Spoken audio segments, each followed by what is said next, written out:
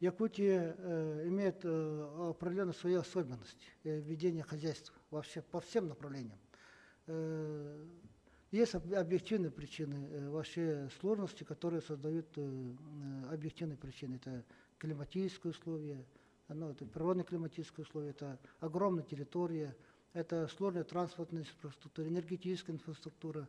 У нас нет единой энергетической системы, у нас нет единой транспортной системы. Все это создает определенные дополнительные затраты. А вот природно-климатические условия, например, создают дополнительные затраты, что наши дома должны стоять на сваях, например. Понимаете? Это дополнительно, в других же регионах нет, а это у нас все дополнительно. Поэтому реализовать проекты в республике с точки зрения прибыльности, с точки зрения рентабельности очень сложная задача. Это по любому направлению, абсолютно по любому направлению. Даже по тем направлениям, которые производятся на месте. То есть базальтовое производство, например, на местном сырье, со своей локальной энергетикой, непосредственно не с той дорогой, а именно которую они сами производят. Но здесь уже возникают другие проблемы. Во-первых, когда ты производишь продукции, бизнес-план сделали, произвели продукции, это все нормально бывает иногда. Но когда начинается уже реализовываться продукция, оказывается, что наши продукции не востребованы. В основном в Якутии мы вынуждены сегодня производить под собственные потребности.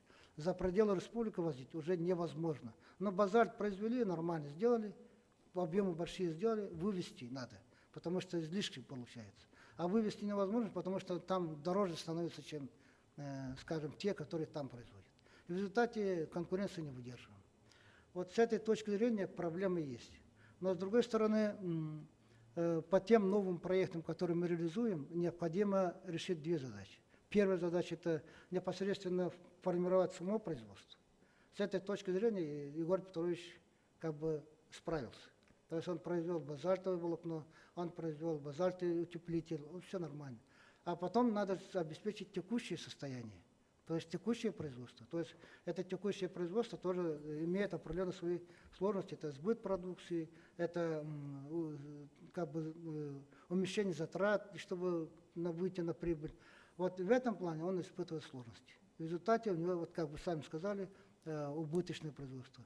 А не от того, что больше всего Егор Петрович не умеет управлять, а от того, что у нас сам по себе и рынок не состоялся, и рынок не получает, потому что в начальном этапе он долго-долго не мог базальтовый утеплитель реализовать не мог, потому что наши возились за пределы республики. А когда уже поняли, что он начал немножко демпинговать в счет своего дохода, в результате он встречал. Сегодня уже рынок выбил для себя, но при этом он уже убытку устранить не может.